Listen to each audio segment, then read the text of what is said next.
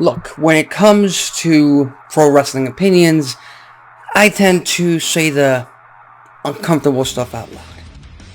And this right here, Crown Jewel, we got the Saudi Arabia show tonight on SmackDown. We've got Crown Jewel tomorrow morning. I love pro wrestling, but it's a pretty throwaway show. It's a show that doesn't really matter. It's a pit stop on the road to Survivor Series. Now, will I watch it? Absolutely. Like I said, I love pro wrestling. It doesn't matter how many times AEW, TNA, WWE, doesn't matter which company insults my intelligence in terms of storylines. It's entertainment. I'll keep watching. So with that said, let's get right into the predictions for Crown Jewel this upcoming weekend. And the show needs to start with one of the Crown Jewel championships, which I'm not a fan of. Made up titles. No lineage, no prestige, nothing. But it's champion versus champion, and it's going to be the women's turn of doing things. And we're going to start this off right, because Liv Morgan will defeat Nia Jax to become Crown Jewel Women's Champion. And the main reason that's going to happen is because Tiffany Stratton is going to create a distraction. Not on purpose. Obviously not on purpose for Nia Jax.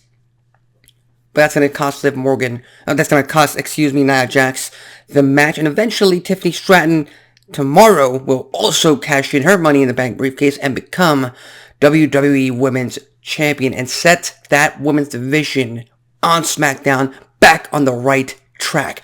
Back on the track of actually being entertaining. We've got a singles match between Randy Orton and Kevin Owens. Pretty much sure everyone knows who's going to win. Everyone knows what's going to happen. And that's KO, Kevin Owens, walking out with a W. A very vicious W, if I might add. Kevin Owens is about to be unleashed in a manner that's going to lead us probably into Elimination Chamber as far as the WWE Championship is concerned. And it might lead to Kevin Owens and Sami Zayn 2 at WrestleMania. Which again, I'm not against. But it all starts tomorrow morning at Crown Jewel when Kevin Owens just beats the living crap out of Randy Orton. And you can kill two birds with one stone. Kevin Owens can take Randy Orton out of commission. Randy can be out of action, out of WWE TV for a few months. And when he comes back, he targets and turns on the American Nightmare himself, Cody Rhodes. There you go. That's future storytelling. Let's see if that happens. We've got a triple threat match for the United States Championship. L.A. Knight, facing off against Andrade and Carmelo Hayes, who didn't get to finish their Game 7. And again, there's a lot of fans out there that might be pretty frustrated if LA Knight walks out with the victory, if LA Knight remains U.S. champion. Suffice to say, and safe to say, the creative department, the booking department over on SmackDown hasn't quite done LA Knight justice as United States champion. So here's what we're going to do. We're going to have him walk out with the championship. He's going to steal one. Not pinning LA Knight. But he's going to steal it. He's going to pin Andrade and become the brand new United States champion. And we get what fans are most akin to react to, which is the babyface, in this case, a very over babyface still. Not quite as over as he was, but still over babyface in LA Knight chasing a very cocky, unlikable, in some ways, champion in Carmelo Hayes. And we keep LA Knight earning title reigns. And again, I've said this in the past, and I'll continue to say it. A long championship reign doesn't mean it's a good championship reign. It doesn't mean it's a prestigious championship reign. The titles are there to be used in favor of the story, and I think LA Knight dropping the title at Crown Jewel so he can start chasing it again favors his story and gets the crowd back on his side. Let's see if that happens. We've got ourselves a fatal 4-way tag team match for the women's tag team championships. Jade Cargill and Bianca Belair defending against Damage Control, Kairi Sane and Io Sky. Tremendous tag team. Metaphor from NXT, Lash Legend and Jakara Jackson.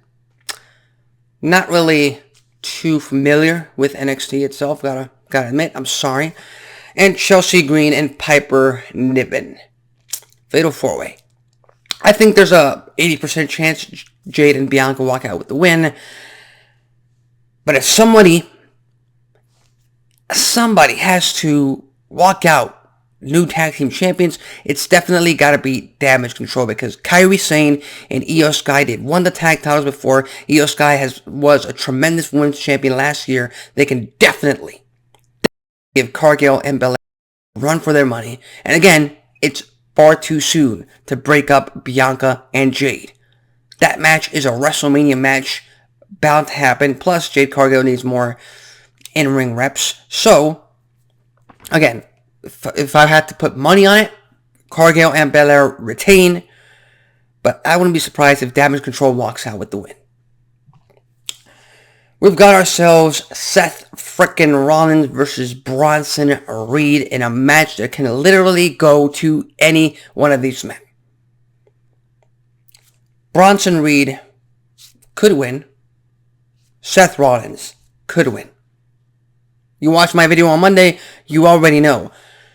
Seth Rollins, in my opinion, has to win. Simply because Crown Jewel is a pit stop. It's a throwaway pay-per-view. Once we head into Survivor Series, we get back into the world title picture. Gunther needs a contender, a challenger. And there's no one better on that roster, on the Monday Night Raw roster, than Seth frickin' Rollins. On top of that, big Bronson Reed can use this as a wake-up call. He can beat the living crap out of everyone. But he lost to Seth frickin' Rollins. That sets a new fire under him. And we get a monster feud for the Intercontinental Championship against Braun Breaker coming up. A lot of people might not agree with this. Some people might. Leave your thoughts, comments, and predictions in the comment section below. I think Seth is winning this match. We've got ourselves a 6-man tag team match. Roman Reigns and the Usos, reunited, facing off against the Bloodline. Solo Sikoa, Tama Tonga, Tangaloa, and or Jacob Fatu. They can go either way. Now, if we have the Guerrillas of Destiny in this match with Solo Sikoa, there's a bigger chance the OG Bloodline walks out with the victory. If Jacob Fatu is in this match, that's an entirely different question. But I will caution WWE on this matter.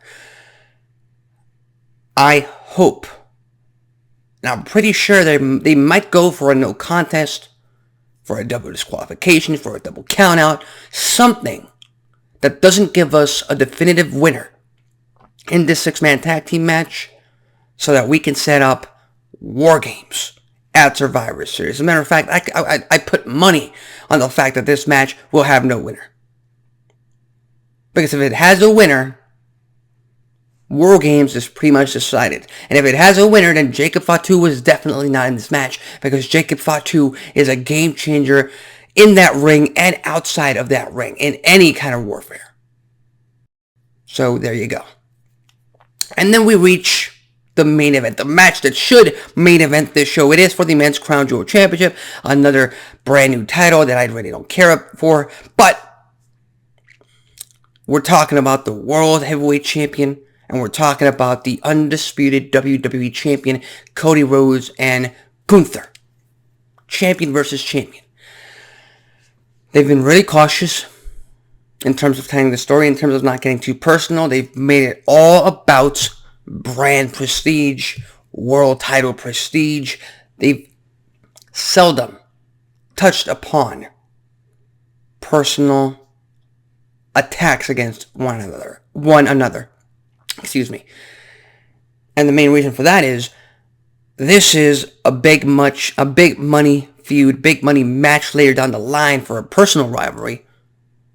They're on different brands. They have after this Crown Jewel pay-per-view, they have to separate into their own stories. Gunther, hopefully against Seth freaking Rollins. Cody Rhodes against KO.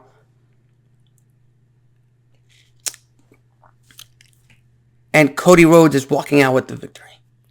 He is the undisputed champion. He did defeat Roman Reigns, who was champion for almost 4 years. And they're going to put on a match tonight. Does it hurt Gunther to lose to the WWE champion? Absolutely not. He's losing to the top champion. It is champion versus champion. As simple as that. Cody Rhodes walks out with the victory, but those are my predictions for this upcoming Crown Jewel pay-per-view or PLE event coming up this weekend in Saudi Arabia. I hope it's a great show. What are your thoughts? What are your predictions on each of these matches? Leave them in the comment section below. With that said, I'm Alexis Carrillo. This has been Wrestling Talk, and I'll see you next time.